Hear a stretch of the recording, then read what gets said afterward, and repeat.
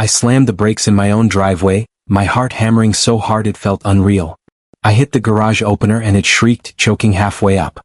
Inside, two massive, filthy trucks were crammed into my garage, diesel fumes scorching my lungs and dark oil stains bleeding into my concrete floor.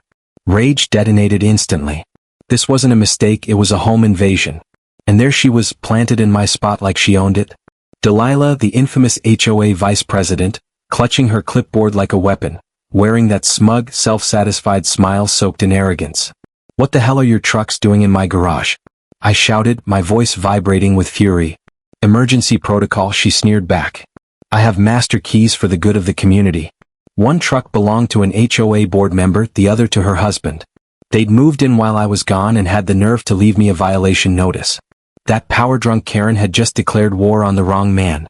What came next was chaos, retaliation, and justice that tasted sweet. Her meltdown was unforgettable. What would you have done? Drop your worst HOA nightmare in the comments and tell me where you're watching from, because this is the story of the biggest mistake of her HOA career. My name is Ezra Caldwell. I'm 52 years old, a third-generation machinist who bleeds motor oil and American steel. 12 hours a day I machine aerospace parts that keep fighter jets in the sky. My hands are scarred, calloused, shaped by decades of honest labor gripping tools most people couldn't name. 6 months ago, my Aunt Millicent passed and left me her modest 1960s ranch house in Maplewood Heights, a place I thought was quiet, where neighbors waved and stayed out of each other's business. The house sits on a corner lot with a detached single-car garage that barely fits my pride and joy, my father's restored 1985 Chevy pickup. That truck carries 3 generations of Caldwell sweat equity. Every bolt, wire, and layer of paint was applied with respect. But I wasn't the only one watching that garage. Delilah Thornberry, the self-appointed dictator of suburbia, had been circling my property for months. She saw herself as the sheriff of the subdivision, with perfectly styled blonde hair, manicured nails untouched by real work, and a Mercedes SUV worth more than my annual income. For 8 years she terrorized this neighborhood as HOA vice president, measuring grass with rulers and photographing violations like criminal evidence. Her husband ran Thornberry Construction, which was convenient, since every violation came with a recommendation for their services. 3 weeks earlier, the city announced street resurfacing. Normal people would talk to neighbors. Delilah didn't. She designated her allies' driveways as priority zones and declared my garage emergency overflow parking without permission, notice, or a single word to me. That night, digging through Aunt Millicent's old boxes, the smell of dust and cardboard filling my nose, I searched for anything that might help. The brittle texture of decades-old paperwork felt heavy in my hands until I found it, buried under Christmas cards and recipes. The original 1962 subdivision deed. My hands shook as I unfolded the yellowed paper. According to the original survey, my corner lot included 15 feet the HOA had claimed as common area for 60 years. The community garden, entrance fountain, and part of the community center all sat on my land. Delilah thought she'd stolen my garage. She had no idea she'd parked on half her kingdom. The implications hit like lightning. Every HOA assessment for landscaping, every service performed, every board meeting held on my property was illegal. And the timing was perfect. While her trucks sat locked in my garage, I held the ammunition to annihilate her entire operation. She thought I was another homeowner who'd roll over and pay fines. She didn't research the machinist who engineers solutions. The hum of construction outside mocked her so-called emergency as I studied that deed under lamplight. Tomorrow I'd file trespassing charges. Tonight I planned something bigger. The next morning, police officers, a tow truck, and the smuggest HOA Karen alive converged in my driveway. "Officers, this man has illegally imprisoned community vehicles," Delilah shrieked. The lead officer inspected the garage and shook his head. "Ma'am, those vehicles are trespassing." I handed him my deed and HOA rules. No emergency clause allows seizure of a private garage. Then I dropped the bomb. I own 15 feet of land your HOA has claimed for 60 years. Her husband's company billed maintenance on my property. The officer compared maps, eyebrows climbing. Delilah tried to stammer about adverse possession. I corrected her. Incorrect surveys don't erase original deeds. As the trucks were towed out, metal scraping concrete sounded like victory. "This isn't over," she hissed. "I know exactly who I'm dealing with," I replied. "Someone trespassing for 8 years. That afternoon, retaliation arrived fast. A fake legal letter demanding $5,000 landed in my hands, heavy and official looking. One call to the state bar confirmed it wasn't a real law firm. Practicing law without a license. Another felony. That evening, I found Thornberry Construction installing no parking signs on my land without permits. I documented everything as code enforcement arrived and cited them for unpermitted construction and destruction of evidence. $15,000 in fines dropped like bricks. Each desperate move buried her deeper. Delilah called an emergency HOA meeting. I arrived early with a surveyor, my attorney, and a Channel 7 reporter. The truth detonated in that room. The building itself sat on my land. Financial records showed over $200,000 funneled to her husband's company. On camera, her composure collapsed. Criminal charges followed. Neighbors brought evidence, stories, receipts. Racketeering. Fraud. Years of abuse exposed. That night, locking my garage felt different. I wasn't just protecting property. I'd exposed a criminal enterprise. 3 days later, she made her final move. A convoy of construction vehicles rolled in at dawn. Emergency restoration, she texted. I caught it all on camera as she ordered permanent barriers installed on my land during active litigation. Police arrived. She pushed fake authority one last time. And that mistake sealed everything. What she thought was intimidation became the final piece of evidence that destroyed her completely. Caldwell has been making terroristic threats against board members, she declared, thrusting copies of her defamatory flyers forward. We're worried about escalating violence. The officer accepted the papers, but his face tightened almost immediately. Something about her story didn't sit right. Ma'am, if you truly have evidence of terroristic threats, why wasn't this reported through proper channels? She hesitated. We wanted to handle it internally first. His tone hardened. Terroristic threats aren't handled internally. Those are felonies that require immediate police involvement. I watched Delilah's certainty fracture as her narrative collapsed under basic professional logic. Officer, I said evenly, those so-called threats were me demanding she remove trucks from my garage. I have security footage of every interaction. His eyes snapped back to her. You have security footage of alleged terroristic threats? Hours of it, I replied, including footage from last week showing her husband ripping out survey markers with a crowbar. That was the moment everything unraveled. Completely unaware of the police presence, her husband chose then to scream at his crew about pulling the stakes out before anyone noticed.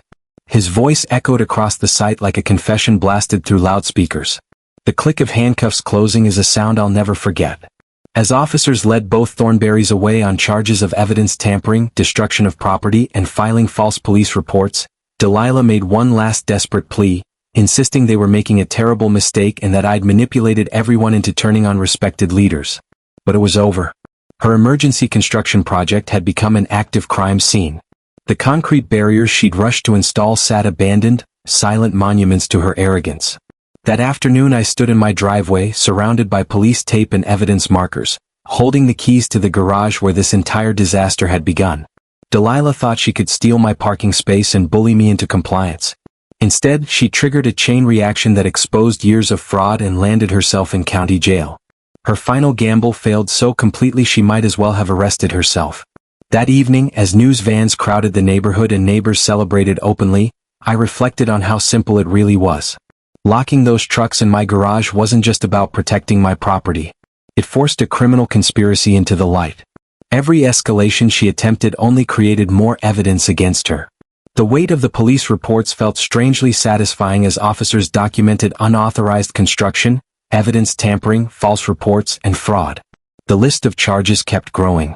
Jessica Martinez wrapped up her live broadcast from my driveway, noting that what began as a parking dispute had uncovered systemic HOA corruption affecting multiple communities. The irony was flawless. Delilah's attempt to steal my garage had cost her everything. Her freedom, her power, her husband's business, her reputation. All because she underestimated the wrong machinist. Sometimes the best revenge is simply refusing to be a victim. With the Thornberrys in jail, the true scale of their operation began to surface. The district attorney assigned a financial crimes specialist, Detective Sarah Morrison, who spread documents across my kitchen table and explained this went far beyond trespassing. Bank records, invoices, and contracts revealed organized crime masquerading as community management. Thornberry Construction had been running kickback schemes with more than a dozen HOAs, inflating contracts, splitting profits with board members, and weaponizing violations against homeowners. My boundary dispute was only the entry point. Years of stolen land, inflated assessments, and embezzled funds added up to more than $2 million. What stunned me most was learning my documentation became the blueprint for uncovering it all. That old deed I'd found led investigators to review records across every subdivision they'd touched. Red pins on a map told the story clearly, repeated patterns of abuse everywhere they operated. I hadn't just defeated one corrupt board. I'd exposed a regional conspiracy draining homeowners for decades. Delilah's meticulous records sealed her fate. Invoices with handwritten notes like, inflate by 40%, and add violation penalties, left no room for denial. Federal prosecutors began discussing racketeering charges. Sitting in my kitchen surrounded by evidence, I felt a quiet satisfaction that went deeper than revenge. Refusing intimidation had brought the truth into the open. Before leaving, Detective Morrison mentioned that seized assets would fund restitution for victims. Justice wasn't just symbolic. It came with refunds. The next morning brought even better news. The state attorney general announced a statewide HOA fraud investigation using our case as the model, along with new legislation to enforce transparency and protect homeowners. My locked garage had triggered the most sweeping HOA reform the state had ever seen. Reading headlines that morning, I returned to my garage and smiled at the oil stains on the concrete. Proof that standing up to bullies doesn't just protect you, it protects everyone. 3 weeks before her federal trial, she somehow persuaded her sister to mortgage her house so she could hire a high-powered defense firm from the state capitol. Their entire strategy revolved around pure character assassination. They tried to paint me as an unstable vigilante who had manipulated federal investigators into destroying an innocent community leader. The motion filed by her new legal team read like badly written fiction. It claimed the defendant was victimized by my alleged campaign of harassment, property manipulation, and false evidence, supposedly designed to conceal my own criminal violations of HOA regulations. Their theory argued that I had fabricated the property boundary dispute, altered the 1962 deed, and orchestrated an elaborate conspiracy to frame Delilah for crimes I had actually committed myself. The sheer audacity of it was breathtaking. According to her lawyers, locking my own garage to prevent trespassing was somehow unlawful detention and criminal mischief, proof of my supposed unstable mental state. Federal prosecutors called me, barely containing their laughter. "Mr. Caldwell," they said, "they're arguing that your property deed is fake and that you manipulated county surveyors into authenticating forged documents. How's that working out for them?" "About as well as you'd expect. The original surveyor's records from 1962 are preserved in state archives. Independent verification confirmed my deed was authentic down to the original surveyor's signature and seal." But Delilah's desperation reached peak insanity when her defense team subpoenaed my employment records, medical records, and financial history in an attempt to prove I was mentally unfit to own property. That move backfired spectacularly. My employment record showed 30 years of precision aerospace work that required federal security clearance. My medical records confirmed perfect mental health with no history of psychological treatment. My financial records proved I had never received payments from competitors, investigators, or anyone else who might benefit from Delilah's downfall. "Your background check reads like a federal employment application," my attorney noted with satisfaction. 30 years of clearance, spotless credit, stable employment, no criminal history. If you're unstable, we need more unstable citizens. The real destruction came when federal investigators used Delilah's own accusations as probable cause to examine her mental competency and criminal history. A court-ordered psychological evaluation revealed narcissistic personality disorder with antisocial tendencies and delusional beliefs about personal authority and community control. The psychiatrist's report read like a textbook definition of suburban tyranny. Her criminal history investigation uncovered a pattern spanning 2 decades, HOA harassment in 3 different states, contractor kickback schemes across multiple communities, and a prior embezzlement case quietly settled to avoid prosecution. "Mrs. Thornberry has been running variations of this fraud for 20 years, Agent Wells told me during trial preparation. Your garage incident was just her latest victim selection, and she happened to target someone who fought back." A metallic taste of complete vindication filled my mouth as I realized how perfectly everything had aligned. Delilah wasn't just a corrupt HOA board member. She was a career criminal who specialized in suburban fraud. Her final courtroom performance was worthy of an Academy Award. She sobbed, screamed, and claimed she was the victim of a vast conspiracy led by a dangerous machinist who had destroyed her life through property manipulation. The federal judge listened with the patience of someone who had seen every kind of criminal defense imaginable. "Mrs. Thornberry," the judge finally said, "your argument is that Mr. Caldwell somehow forged a 1962 property deed, convinced county surveyors to authenticate fake documents, manipulated federal investigators into pursuing bogus charges, and orchestrated a conspiracy involving multiple law enforcement agencies, all to avoid paying legitimate HOA fines." "Yes, Your Honor," she insisted. "He's a dangerous man who—" "Mrs. Thornberry, that's enough," the judge interrupted, his voice carrying the weight of federal authority. "The evidence shows systematic fraud, embezzlement and racketeering spanning multiple jurisdictions and affecting thousands of victims. Your garage incident was simply the trigger that exposed your criminal enterprise." The gavel's bang echoed through the courtroom like the sound of justice finally being served. "Guilty on all counts. 20 years in federal prison. Lifetime prohibition from HOA service. Complete forfeiture of criminal proceeds for victim restitution." As federal marshals led Delilah away in chains, she made one last desperate attempt at manipulation. "This isn't justice," she screamed, her voice echoing off the courtroom walls. "That man destroyed a respected community leader over a simple parking dispute." The irony was perfect. She still didn't understand that her so-called simple parking dispute had exposed decades of organized crime affecting thousands of families. I sat in that courtroom surrounded by 37 homeowners who had testified about her harassment campaign, watching the woman who had tried to steal my garage finally face accountability for crimes spanning 2 decades. The rough texture of the sentencing documents felt satisfying between my fingers as I realized the scope of what that locked garage door had accomplished. Not just personal justice, but systemic reform that would protect future generations from suburban tyranny. Federal asset forfeiture recovered over $3.2 million for victims. New state legislation mandated financial transparency and criminal background checks for all HOA board members. The Caldwell Coalition grew into a regional homeowner advocacy organization with real legal muscle. That evening, I parked my father's restored 1985 Chevy pickup in my garage, the same garage where Delilah's trespassing trucks had triggered her complete destruction. The familiar smell of motor oil and honest work filled the space where this chain of justice had begun. Sometimes the best revenge is simply refusing to be intimidated. And sometimes, when you stand up to one bully, you accidentally save thousands of people from similar bullies who thought they could steal with impunity. Delilah thought she could park in my garage and intimidate me into submission. Instead, she parked herself in federal prison for 20 years.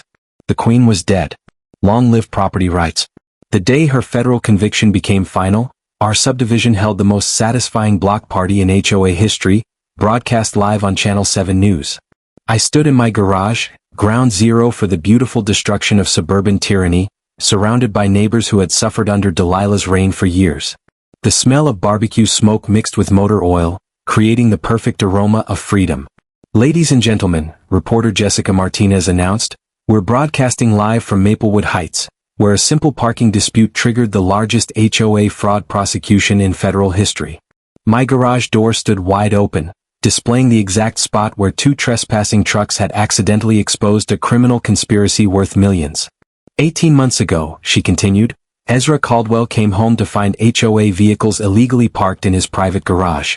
His decision to lock those trucks until police arrived triggered federal investigations that revealed systematic fraud affecting over 2,000 homeowners across 3 counties.